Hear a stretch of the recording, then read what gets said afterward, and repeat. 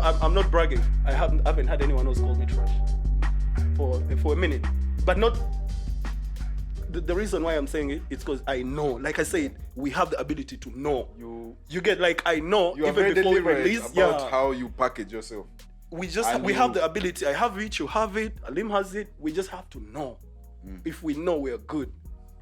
Like, it's funny you say that, because like this reminds me of there was this series that was on Vice ages ago that was like rappers interviewing rappers.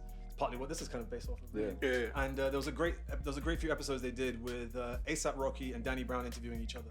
And there's this one part where Danny Brown says something where he was like, I don't give a fuck if people don't like my music. I have to be my own biggest fan before I put it out. I have to love what I do before I put it out. Yeah. And to be fair, I've had a couple projects that have gone out that, like, ever since I heard that, and I didn't realize I've always been a part of that mindset until I put out a project that people didn't like. And when I put it out, I then just saw people like, I saw good friends of mine look at the project and then look at me and be like, Is this you? I mean, I expected, like, they were just trying their hardest to not say I expected better from you. Yeah. And I thought it would be a crushing thing. But I also found that, like, that mindset was really set in stone for me. I found that every time they said that, I was never trying to validate to them, like, no, I'm gonna get you on my side. I was never trying to get everyone. But part of me was just saying, like, nah, man, I'm doing me. And if you don't feel that, that's all well and good. But I'm an acquired taste. I know I'm not for everyone. Yeah. Bro. In the same respect, like, I know that I'd like to appeal to as many people as I can, but there's also a capacity I have where I know that, like, mass appeal to me is lack of authenticity in what I do. Yeah. But I also, and I have to try and, with every project, try and strike that balance where I can be very proud of what I'm doing because it's authentically me, whilst also trying to appeal to some people, like trying to appeal to people and just like in the best way I can. Make it palatable, make it consumable, make it listenable or readable or watchable, whatever it is. Yeah. But yeah, I don't know. Like, I've never really gone out to, because that reminds me so much of Nemesis. Yeah. In the episodes we've had with him, he's mentioned so many times, man, how'd you get there? How'd you steal their attention?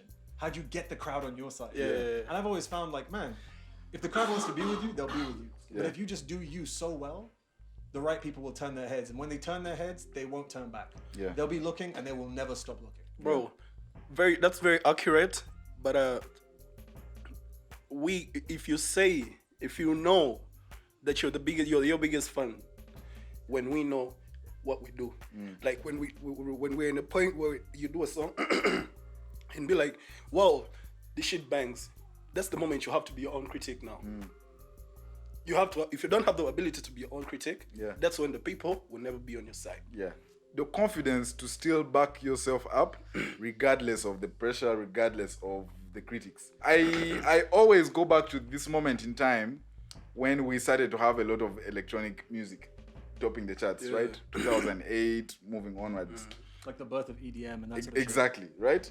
And we were like, this shit pops, but they're so confident with this. How did it, And it was there. And it was only creeping until a few guys were like, you know what? I'm going to grab that. And I always give an example of the Black Eyed Peas album, 2009, The End. That's one of my best, right? Bro. That's one of my best. And I was just like, that's when actually we were all in music, bro. That's when different. This is hot. This is fresh. But it sounded like they're not owning it. They're only just being a part of the wagon. But they were definitely the global ambassadors of that thing. Yeah. And then we started to get other artists, and that the confidence you'll have in fronting yourself is very big, because if somebody came to me and asked, so what kind of artists have you worked with? Have you had any hit songs? Even if I had, I would never mention the hit songs first. Yeah. Why? Because that's like I'm seeking validation. What I then want is to I will tell them a project or a song or something that I have done that has a production value beyond anything. Yes, they will understand. Yes. Then that will get their attention. But most of the people, like this, let me give an example, big corporate companies. When they want to do an ad, you will do the first ad and that will be the best ad. Then they just want to come and annoy you. They just want to annoy you. Then someone will just come and like, yo bro, can you make this change? And it's totally useless. Then you go back to make the change. Then after that, they say, oh, this is the best, and you haven't made the change.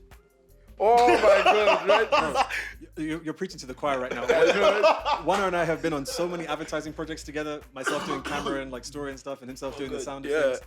And man, like, even on the concept development side, we oftentimes find that like, so I work for the most part with my friend Malcolm, who's been on the show a few times, and we have like, I always trust him to be the one to write story, because that's what he does. He trusts me to be the technical person in the room, because we satisfy both ends of that spectrum in regards to what we have to do. And it's always a real challenge, because like we'll come up with the ideas, and we know between us that like when it comes to us writing an idea down, in most occasions we're gonna think of like 4 or 5 ideas, and then the 6th one is gonna slap. It's gonna be the fucking idea though. It's gonna be the big one, and we're gonna write that one down. But we also know that for every client we have, for every client we've had in the past, we always get into that situation where they're not gonna want to hear one pitch. They need to hear 5. And we're gonna have to like have one pitch we know is our stand, is the one we're gonna stand by. Have 2 pitches we know are like variations of that aren't as good, and have 2 that are just shit. Have 2 that are fucking dog shit. Just for having 5. Just for having 5. And to be fair, every time we do reviews as well, there's often times where during the review process, we'll intentionally not just send them a low-res version of the file, but send them a low-res version of the file with graphics that are bad. Just so that they can have something to look at and be like, oh, is that going to change? And we can be like, oh, we weren't thinking of changing it, but now that you said it, good call, guys. We'll get that sorted. We'll get that sorted, guys. Like, to back up also what Wana said about like when an artist comes to studio. When someone comes to studio and you know exactly what to play for them, it's because like I would say when I get contacted, like let me say an NGO, and he wants me to do something for them. Trust me, when they want to listen to my music, I'm going to send them the Kadodi song. I'm not going to send them Fabariko. No. Never. But when I get a message from a friend online, it's like, yo, bro, can I check out your link? I just see that person and I know exactly the song that will trigger them off. You get so our creativity. Commercial appeal. The commercial appeal. Thank you so much.